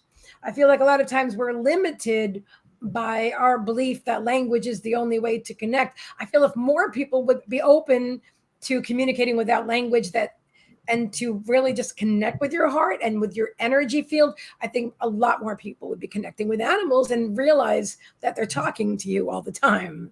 Yeah, that's interesting. Should maybe do an experiment on your own and go out and not be able to say that you can talk. Well, then you become more of an observer, I guess, observer of watching than actually, but you can still participate without verbally talking. See how that goes for you. To do that with a group, not necessarily like at the supermarket with strangers. I would like to do that with like a group of us who are drawn, because telepathy is one of the things that Spirit wants me to facilitate. I don't want to say teach, because I'm not teaching it, but to facilitate for them so that we can learn and grow and enhance our telepathic communication, because that really is the language of Spirit. Right. So they're showing me that's part of the awakening process. And so in the intuitive development evolution, which is the class that I'm going to begin teaching, and they just gave me the 22nd of July. Oh, super. Congratulations. Yay. Yeah. So I will comes up with so many ideas. Ask Kimmy. She surprises Kimmy all the time. I watch her groups, and it's so funny to watch, because it's like Kimmy's so laid back, and she just says, I'll go with the flow, whatever she wants. And it even surprises her sometimes. It really does, because she springs stuff right at the last minute. And I want you to know, with all due respect to Kimmy, that she does know that I do this. If she would ever say, please don't do that, I would not do it. Sometimes I ask her ahead of time, but most of the time, because I just know when Spirit's talking to me and they're like, do this, Kimmy knows. Yeah. You know what I mean? I just said, they have to do a reading and just see once if Abbott and Costello were their past lives, because I always said they remind me so much of Abbott and Costello in the 1930, 40, 50 era. They were doing sidekick comedy, and they remind me of that so much when I see them work together. They are so funny. They are truly heartfelt people, and I would just inspire you to join a group. And if you are drawn to join one of theirs, the more the merrier, because they are fun loving. Really, they bring so much fun to the group. While you were speaking, I posted in the comments High Vibrational Mastery, the group, Rainbow Journey, the group, and Linda's Loving Light, the group. So all those links are in the comments. Yep. And for those of you on YouTube, welcome, like, subscribe, and definitely if you're on Facebook as well, please join our group there.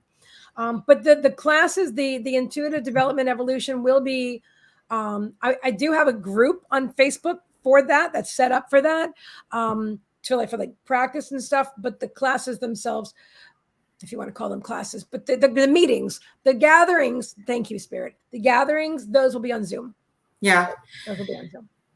Well, anyway, I wanted to just touch on two things. First of all, because I'm so in tune to people that have lived other lives than what they've lived, maybe because I've lived so many myself, but I was going to tell I was trying to explain to her one day that there's people that wear buns on their heads, like I have right now, a bun.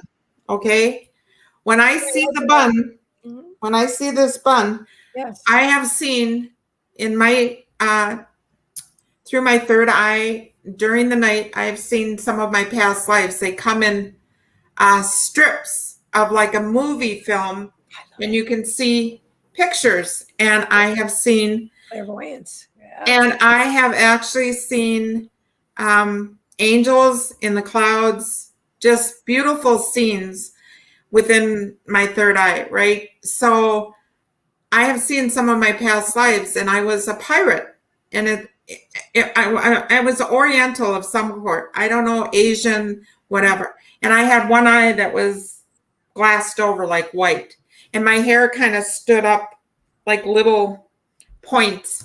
And I had a belt buckle like a cross, but I was more Asian. And then I actually saw a man that was in a bun. And this is what I'm talking about, where the Japanese or Chinese, if you want to call them that, people would wear these beautiful ornamental hairstyles. They were nicely combed. They're not frizz like mine is, but they were nicely groomed back. Mm-hmm. And they would put like, this is porcupine quills because of part of my past was Indian and medicine, but these are porcupine. But they would put like barrettes or, you know, jewelry or whatever in them. When I see somebody wearing that, my spirits are acknowledging that that's one of their past lives to me. When they have their hair up in a bun, it's one of their past lives. So I mean, everybody on this planet, they have told me, has had past lives. Some maybe minimum of 25, if you want to go into numbers, it doesn't matter. And some thousands. A lot of the master teachers like Gandhi, you know some of them. I don't know them all, but I know you know. But the master teachers that are on this earth now and that have been there, they've been here a long time. I mean, many, many lifetimes of material. Some lives are not necessarily on earth. No, they're not. And some are, well, if you really want to get to, some are tree people. Okay, elaborate on that if you're drawn. Well, the soul decides, let's say, that it wants an experience of a tree, of the life of a tree. Yeah. And it will become part of that tree to have that experience for the soul. I have to share this. Look at that. I'm just playing with the cards, like shuffling because I was drawn. Yeah. Look at the hair. Look at that. See? I love it when spirit comes together. I love it. Talking right to you there. Yep. I love it. Look at, yeah. And it's just beautiful. I mean, it truly is. It's a beautiful world if you know where to look. You know, that's the thing. You have to know where to look. You have to be able to see past the stuff on TV, the garbage going on the outside around you every day, people. And, you know, sometimes we don't ask the right questions. Sometimes you ask spirit instead of why me? I'm excited that it is me. I am grateful it is me. If you're going through something bad, hug it and love it, because maybe by loving it and holding it for a little while, it'll set you free. But by hanging on to it and complaining about it and getting upset about it and, you know, not being happy with it, that's a way of hanging on to it longer. So sometimes when you go through the bad things, you have to ask a question like, why not me? Or maybe ask a question in a loving light like, what do I need to do to change the direction of this flow that I'm in? Or something to that effect where you're accepting it within you, but you kind of would like to see it leave. And I had a pain in my foot one day, and I've had gout. I never had it before, and I eat more vegetables. I don't eat meat. C knows this. I'm a very environmentalist, and I care about animals deeply. And it's through some of my past experiences, of course, but I care, so I don't eat meat. I've given it up for 2 years now, trying. And I had gout, and it very painful. You don't know, it's a swelling in the joint, usually of your toe or whatever. And of course, I went to my doctor, and they were prescribing medicines. I'm an empath, and I'm very, very sensitive to medicine. I cannot tell you the things that I have got on a list that I cannot have because I get sick to my stomach. I get all kinds. So, of course, they gave me medicine to clear up the gout, and I got sick.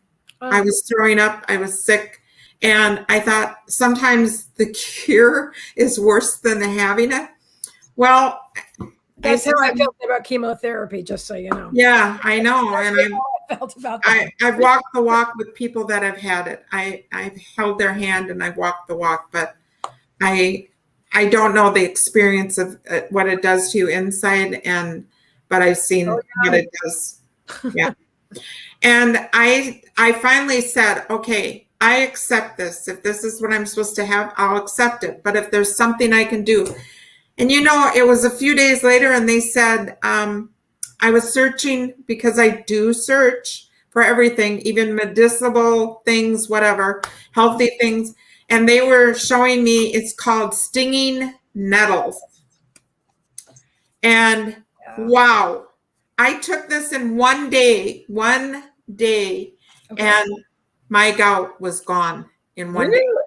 Yeah, and once you open the bottle, I have it in my refrigerator. Maybe if I get rid of it, it'll come back. I don't know, but I have it in my fridge. But you have to refrigerate it after you use it. But I actually took it for a couple more days, and it's just like a tincture or astringent, and you just take it with a little water, and it was not bitter, wasn't bad tasting, and it cleared it up. I mean, my goal in this world, I hope to spread some Western and Eastern combination here and healing. I mean, do you know when we had 911, and I'm not bringing this up in a negative light, we had trauma on our planes, right? Do you know that we have constantly trauma in the airports? People are fighting, they're doing stuff, right? You know what it is? I send healing all the time to the airports, because why don't we send healers there and do saging of airplanes? Do you know how much energy is coming in and out of that airport where big crowds of people are every day? Big crowds of people. Wow. It's energy. And there is a lot of energy on people every day. We all have it. I mean, see, Kimmy knows about it. We wear necklaces. We sage our homes. We have protection around our homes because we know about energy. We take sit baths. I do. I think, I don't want to say anything for Kim or Kimmy. I take sit baths with sea salt or Epsom salt, essential oils. You can use anything, cedar wood, eucalyptus, whatever. You can put baking soda in it, and you sit at least 20 minutes, and it will take out the toxic energies that you pick up throughout your day if you sit for 20 minutes. I've done that with soaking my feet. No. I've never done a sit. I mean, my mom, I remember as a child, the sit, like you put it on the toilet and it's you put all the stuff in and you put your butt and your bottom part in there. See, and I know this because of my Egyptian past. Okay. I was a guard and I was in gold, and I know that I walked with the Pharaoh, and I was around the women that would take those goat baths. It wasn't milk, it was goat milk baths. Yes. And I know this in my heart of hearts. And sit baths take not only that, but they take the dead skin off your body, and you can use those loofahs, are they called? And and they take, and if you have any, I'm going to tell you this, I'm a medical person. I've been around a lot of things in the medical. If you take a sit bath, you will get rid of eventually your athlete's foot. If you have problems with athlete's foot, it will take it away because you're using essential oils. You can take and spray your pillows at night if you can't sleep. Lavender, or a sachet of lavender, and drop a little oil on it. You can use cedar wood. You can use rose water. Spray and spritz a little rose water and put it on your pillow at night. It'll help you sleep. It'll help you sleep. Essential oils are so natural to the world. And I'm going to say, I don't give my dogs any flea stuff. I don't believe in it. I give them cedar wood in water. Cedar wood? Now that I'm not familiar with. Read up on it. I can't give you all the details, but cedar wood essential oil, you can put it on your screens and wash it with water and essential oil, and it'll take all the bugs off your screen. You won't have a bug on your screen. You can take cedar oil and put it in water, and you can spray it in your yard, and it'll take care of your mosquitoes. You can spray your dogs with it and it will take care of fleas and mosquitoes. You can use eucalyptus, cedar oil, combination lavender oil, a few drops of everything in your water. You can spray it on you and you won't get a mosquito bite. You won't get a tick bite. I use eucalyptus actually. Yes, it's very good. And cedar myself, wood, I don't know that if I can use it on my dog, so I don't do that unless I look it up. but cedar wood oil you can. It won't hurt. It's cedar. Think of it. You're looking at cedar. Anything with cedar, a house here is a log cabin built in cedar wood. There are no bugs on the cedar, no spiders, no nothing. It's cedar wood. See, Kimmy's agreeing. Thank you, Kimmy. Thank you, my love. Thank you. She says, yes, cedar wood oil. And you can put it on your cats, your dogs, and you spray in your yard. You can spray it on yourself and it will help you. The oils are tremendous value. I wish everybody, I have Lotus. I did buy a little bottle and it's $40 for a small bottle of this Lotus oil. Okay. And it brought back my Egyptian memories by just smelling that. That flower, Lotus flower, along the Egyptian Nile. Okay. It brought back memories when I smelled it. It was quite the thing. I was looking it up. Lotus oil. I've not smelled Lotus oil. Yeah. Amazon carries it. Blue lotus oil. Yeah, blue lotus. It's the blue. Yeah. Cool. It's not cheap either. It's $41.99 is a. Is that? Oh, then I didn't get the deal. I didn't get the deal. See. There's also one here, 16 ounces for $305.99. Yeah. So. But I wish everybody could smell that because that blue flower is only grown by the Nile River, and it is something. For me, anyway, it might not affect everybody the same way. Trixie. But it's quite beautiful. So anyway, I love that it brought you right back to your Egyptian past. Yeah, it was a beautiful memory of the Egyptian world, I tell you. And I'm still fascinated. I still watch Discovery Channel and all the architect and stuff. I'm very much into architect and how things are built. Mm-hmm. Maybe that's why, that's still a piece of me too. But that's the thing about us. We're all cords to things of our past that we come here to work on. So we have those cords, and then we have the cords that we pick up from being in the now, from our loved ones and our families and our friends that we cherish and treasure while we're here. Our pets, But, I listened to Sherry today, Sherry Collins. That's another one. Mm-hmm. Beautiful light. Mm-hmm. Beautiful in her giving, in her gifts.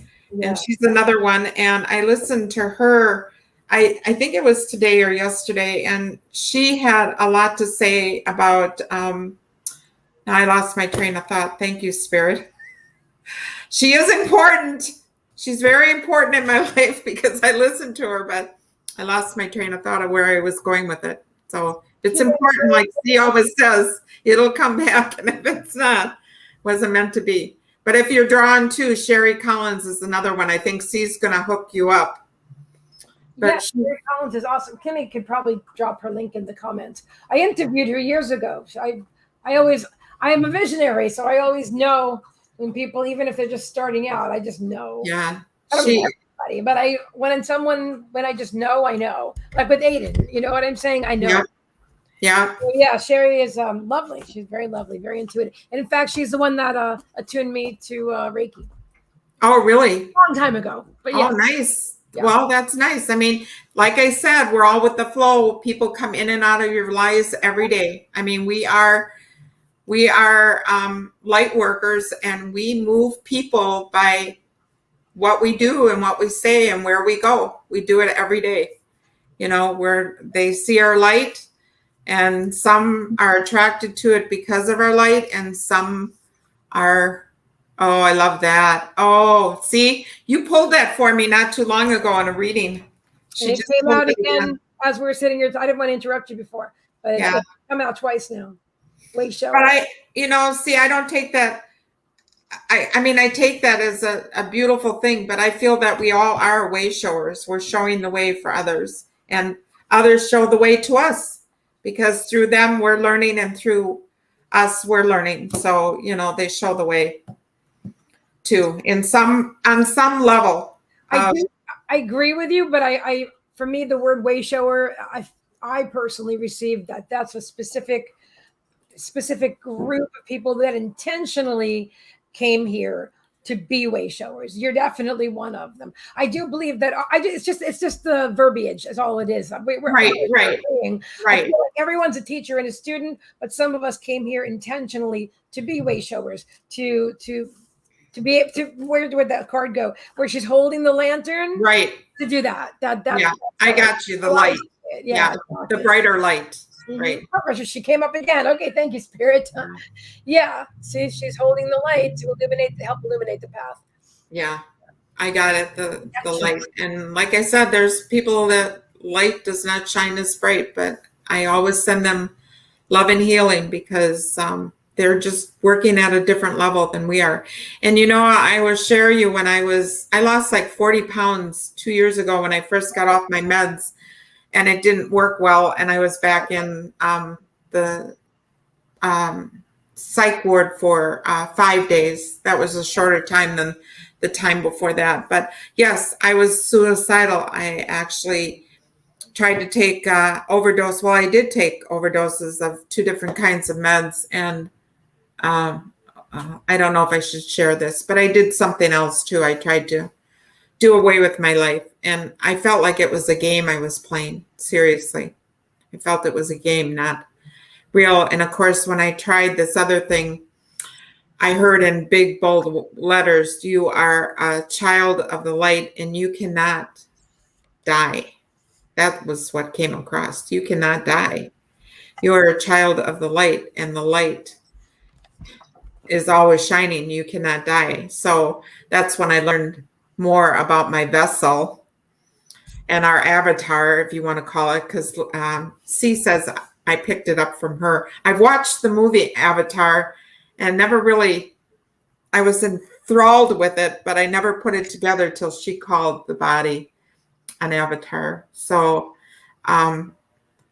we have these avatars and we have these vessels. And of course, you have to have a being of light who is willing, and they are, which was for C, her mother, for me, my mother, for everybody else, your mother. Right. No matter what your mother was, once you were born, your mother was the vessel to carry your light in.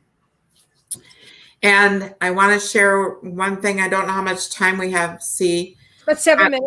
Okay. I want to share that the one thing that we have in common, everybody wants to know how somebody died. You died of cancer, you died of a brain tumor, you died of this, you died of that.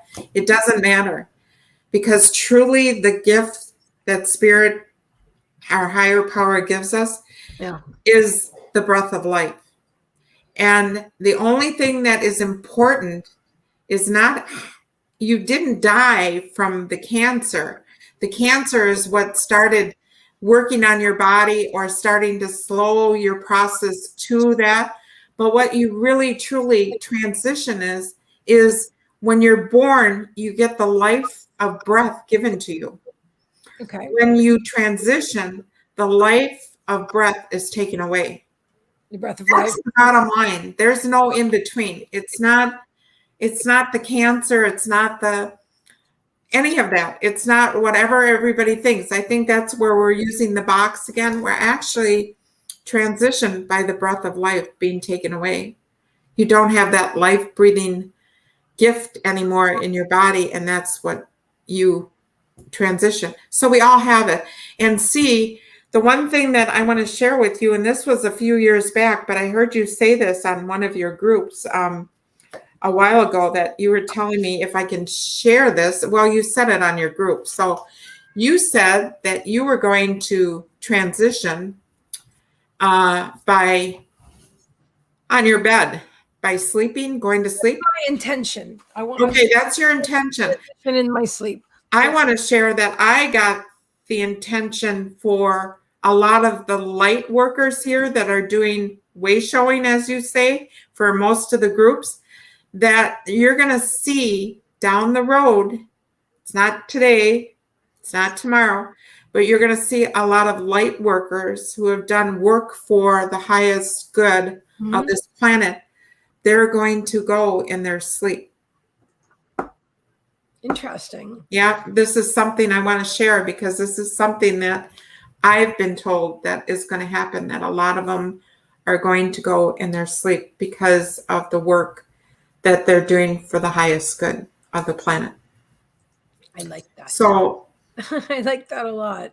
I do too. I think it's a nice thing. So if you start hearing choice, I have been told that we can choose how we want to leave, that a lot of humans are very scared about how am I going to die and am I going to suffer and whatever, and that I'm told that we can choose.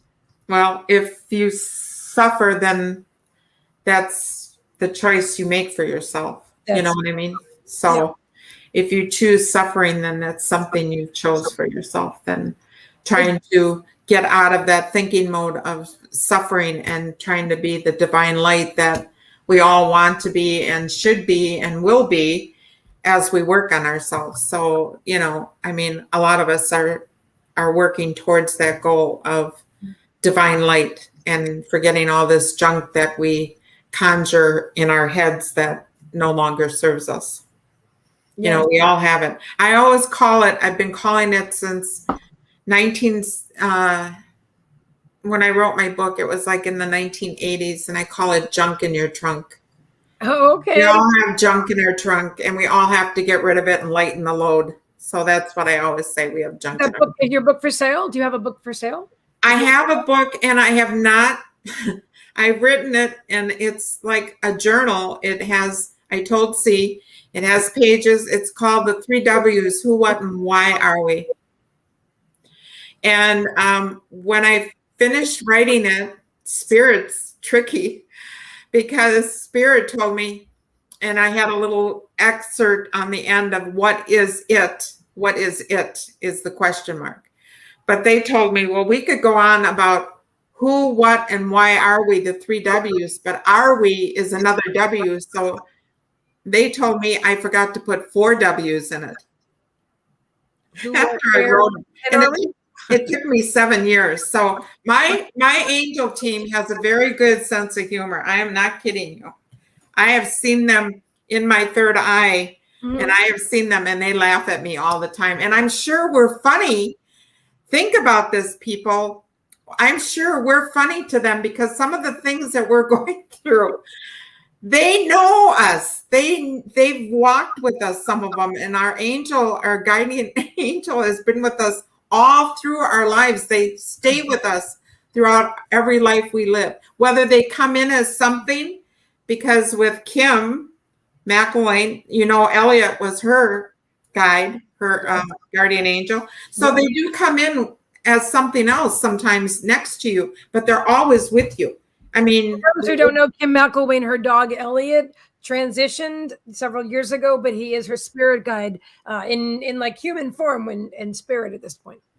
Right. And he helps her with animal communication. So beautiful. She has a small book. I bought her book. It's a beautiful book. You have it too? Yes. Oh, great. Yes, I have her book. It's a beautiful book. And when I read it, I'm telling you, it's very heartfelt. I felt Kim on her journey in that book, and it was a very, very moving book. So, and it's not very big. It's a very small read. There it is. See? Would you show the side of it too? See? There. See? It's less than a pencil.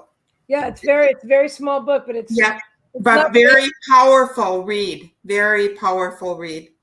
You can feel her hurt, and when she lost him, I mean, I had a lot of moving feelings reading that book.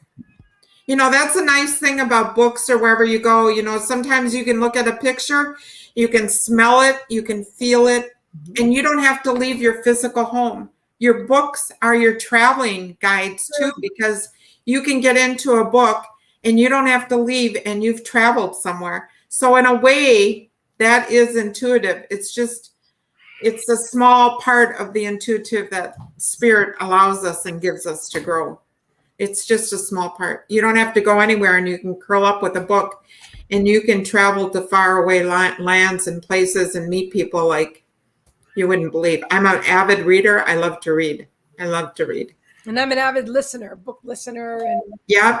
And yeah, although I do have obviously some physical books, and I enjoy those as well. Yeah. Well, she and Kimmy are very good with tarot cards too, but Kim is amazing on the computer. And and I like to tell you, she is self-taught. I'm amazed at what she can do.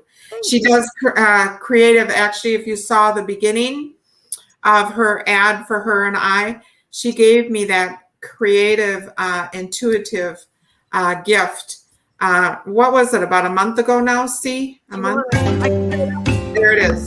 It's just, she does this for people. And if you're really into it and would like one,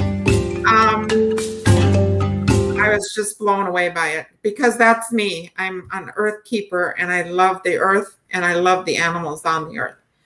I'm very, very intuitive to them, and I'm very into their, helping them in any way I can.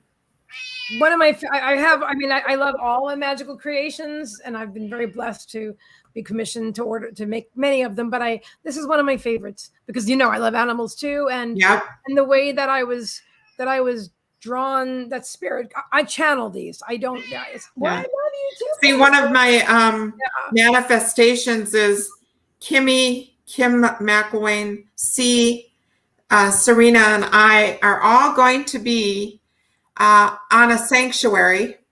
Yeah. And this is my manifestation. We're going to be on a sanctuary, and we're going to have individual huts, like turrets. I don't know yet. That hasn't come into play, but and we're going to have animals there, and people that have trauma and things happening to them. They will be introduced to healers of different kinds, and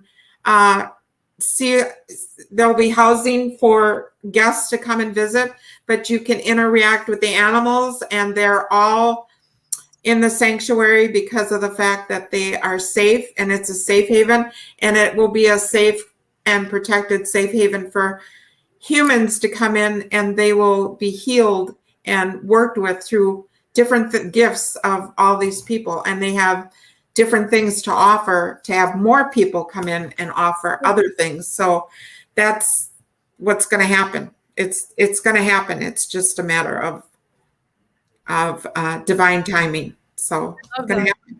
I'm in complete agreement with that. I love your vision of it, though. You have an elaborate vision. I'm also looking for Kimmy's magical creation. Oh, I think I found it. Did you?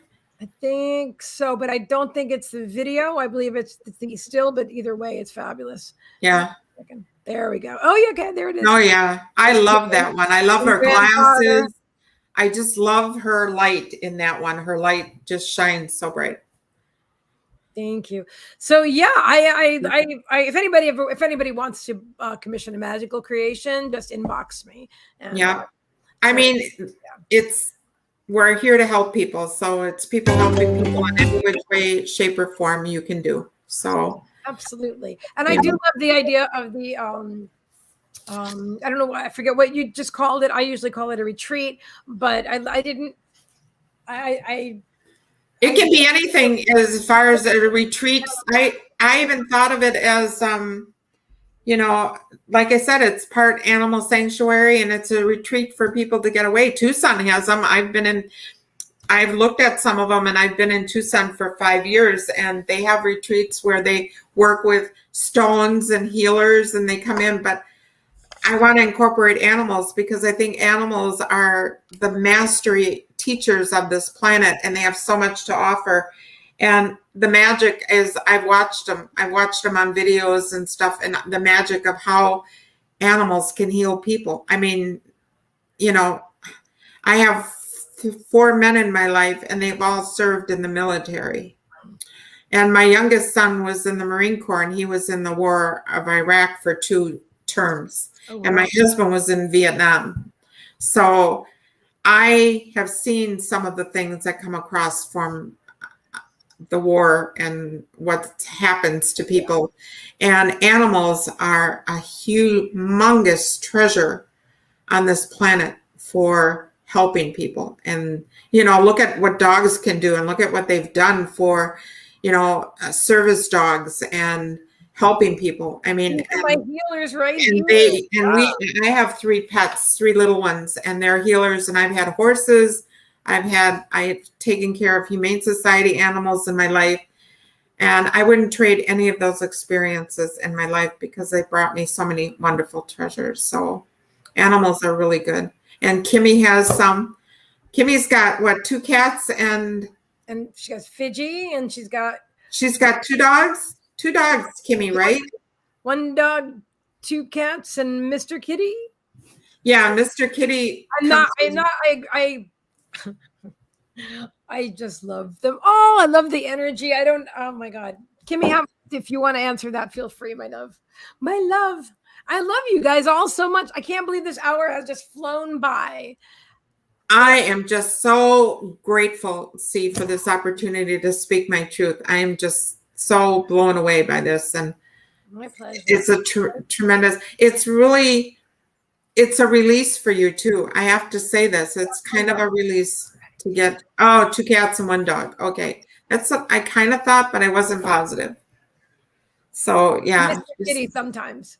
And then, Mr. Kitty. Yeah. What were you saying about it being a relief or release? It's a relief sometimes too, to it's like anything, how you speak your truth, you're being able to release some of your energy. It's energy. Words are energy. Yes. Yeah. Money is another form. Everybody talks about money and needs it, but money is an exchange for energy. It's also energy itself. It is, but I think, more so if you look when you buy a house, you're signing paperwork. You're not really getting the cash and handing it to the bank. And when you go out and buy cars or whatever, you're doing paperwork. You're doing cards today, a lot of debit and credit cards. It's kind of an exchange to me is what I'm seeing of, it is energy, but it's a different exchange than like cash is. I agree. I don't necessarily feel that the cash itself, that's just a physical piece of, well, everything is energy. So I guess that's energy too, even the physical. Yeah, it is. Yeah. It's the idea that, okay, I do a reading for you and you compensate me by, we exchange energy. Right. Or you buy a house and then there's an exchange of energy. But do you want to know something? When whatever you buy on this planet, whatever you energy exchange with, a car or a house or whatever, you know why you feel so good about it? Because deep down in your soul, you are helping so many others. Think about that. That car that you purchase, the engine, the gears, all the things that help others to put into that vehicle to make it go, to make it compensate, and to make it for you to be able to travel. That is an exchange of energy to help those people. Your house, there's builders, there's managers, there's professionals that come in and do electrical and everything, and then they create your house for you. There are so many that are doing that, and they're using the money as an exchange of energy. So when you buy things, a lot of people get excited about something new, but really what the newness is the being able to help somebody. It truly is. It's deep down gratification that you get when you get that car, because you're helping other souls out there in some way, shape, or form. We're all supporting others in so many different ways. People don't know it, but money exchange is just another way of supporting others through grocery shopping, through clothes buying, wherever you go shopping, you are supporting others. And we all live in a community, a society, a world, and a universe. So we're all contributors to all of that. So true. I want to say thank you again. Thank you so much for being here with me today. I'm thrilled. No, it's me thanking you, because you have given me so much today, C. Honest. I can't even begin to tell you. I am so honored. I'm so blessed, and I'm so grateful. And I want to thank this beautiful group of people that are here, and you're drawn to us. I am so grateful and blessed to have you here. And I also want to say, whatever you take with you and you're drawn to, you take, and whatever you don't want, you let go. And that's the way it is for all of us in the world. When you read a book, when you do anything, you take some of it and you let go of the rest. So, but thank you for sharing me with your group. See, I'm so honored and blessed by this, really. I love you. All right. And everybody, good night. And I honor your loving lights. Thank you so much. Thank you again. See you. Love you guys. Love everybody. Be kind. Bye.